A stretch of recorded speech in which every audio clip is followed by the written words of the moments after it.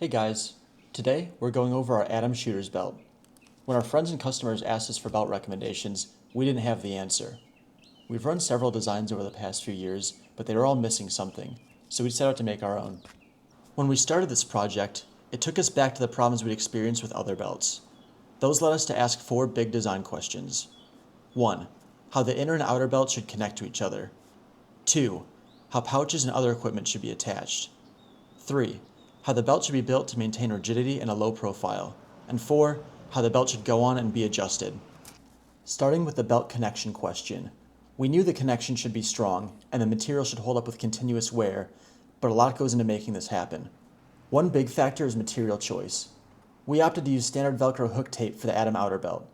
It's strong, flexes well, and doesn't lose strength after a higher number of cycles like Velcro One Wrap. We chose 1.5 inch tall tape to perfectly match the 1.5 inch tall loop lining of the matching inner belt. We didn't go larger simply because most pants won't accept the inner belts taller than 1.5, and too much exposed hook will cause wear on clothing that it comes in contact with. The second big factor is Velcro coverage. If a design puts slots or holes through the Velcro or has large no contact zones, usually found between the 12 and 2 o'clock positions, or requires that MOLLE straps route along the inside of the belt, then the connection weakens. You're already starting with less surface area, and this issue only gets worse as a belt like that is worn. We've guided our design to avoid these common issues. The connection is continuous along the entire inside of the Atom, making it easy to don even when the belt is loaded up with equipment, and ensuring that the outer stays locked around your inner belt during movement. A lot of belts overlook one pouch mounting method or another. We wanted a belt that would accept MOLLE, One Wrap, or slide-on accessories, and it shouldn't just be compatible, these should all work well. First, the MOLLE slots are spaced to spec and allow for the lockup that they were designed to have. The upper and lower slots are exactly 1 inch apart center to center, so even full-size older pouches will lock up along these two MOLLE surfaces. Our double-density MOLLE pouches mount up even more tightly since they'll lock up against 4 surfaces. Atom-mounted MOLLE pouches will weave through the structural core of the belt, not just the outer skin or to the inside of the belt behind the Velcro. This ensures that the weight is carried close to the body and along the structure of the Tegra skeleton. We also thought that it was important to get rid of the unusable dead zones found on a lot of belts. Every bit of space from one side of the buckle to the other can be used to mount pouches with MOLLE or One Wrap. If you're adding a holster or another size accessory to the Atom, make sure to select the option for a 2 inch tall belt. When we designed the Atom, we wanted the perfect balance of rigidity. It had to be strong enough to support a handgun and a full load of equipment, but low profile and comfortable enough for continuous wear. A lightweight Tegra's composite core was the obvious choice.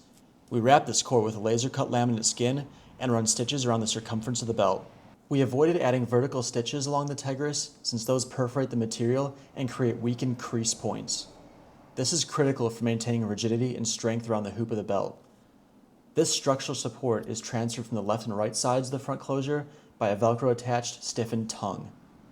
This tongue is designed to close at a shallow downwards angle, helping the belt conform to the front of the hips and distribute the weight more effectively. The resulting design is supportive but remains lightweight and low profile.